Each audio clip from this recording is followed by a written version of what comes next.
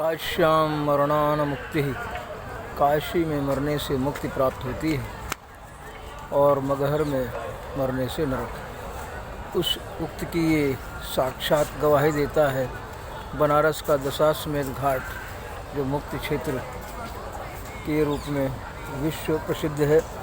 पौराणिक मान्यता के अनुसार अश्वमेध यज्ञ से संबंध होने के कारण इसे दशाश्वमेध घाट नाम दिया गया।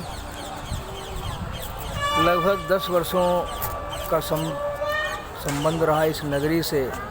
जब ये दास संडीला से बनारस अध्ययन के लिए आया था, वर्ष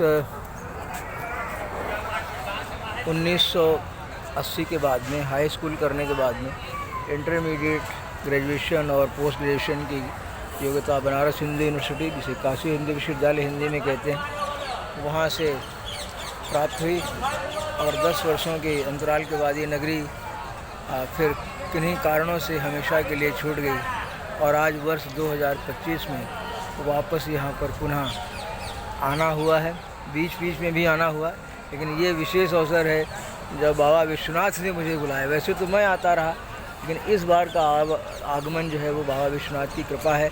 बनारस स्टेशन पर उतरने के बाद ही जो अनुभव हुए, कई लोगों ने हमें लिफ्ट देने की कोशिश की, कुछ लोगों ने दान देने की कोशिश की, कई प्रकार से। मैंने कहा मैं तो पदयात्रा करने जा रहा हूँ, पदयात्रा करके जाऊँगा, स्नान करूँगा, दर्शन करूँगा, वैसे उसके बगैर नहीं जाऊँगा।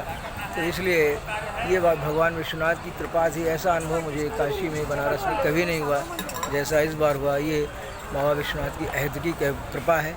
और ज्योतिर्लिंगों के दर्शन का संकल्प था, जैसा कि हमारा 12 ज्योतिर्लिंग है।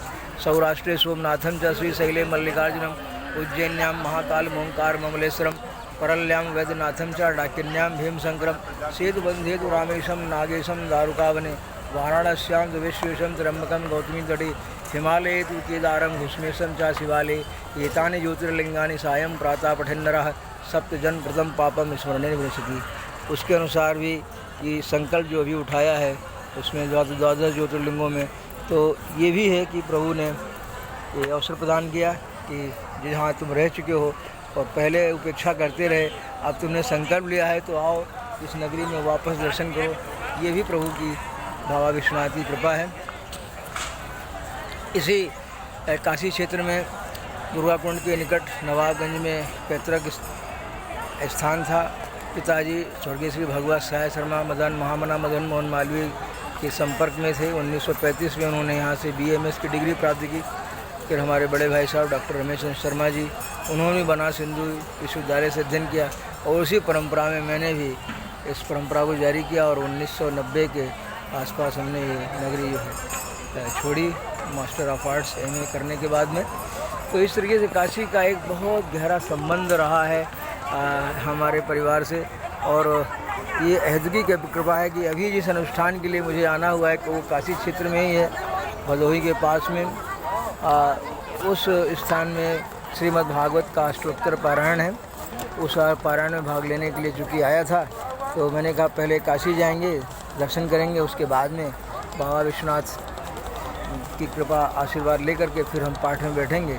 तो ये भी एक संयोग है और इसकी बड़ी महिमा है कि किस तरीके से माँ गंगा और माँ अन्नपूर्णा और बाबा विश्वनाथ अपने भक्तों को याद करती हैं और बुलाते हैं। जय हर हर महादेव, हर हर महादेव, हर हर महादेव, हर हर हर हर गंगे, हर हर गंगे, हर हर गंगे, हर हर गंगे, हर हर गंगे, हर हर गंगे।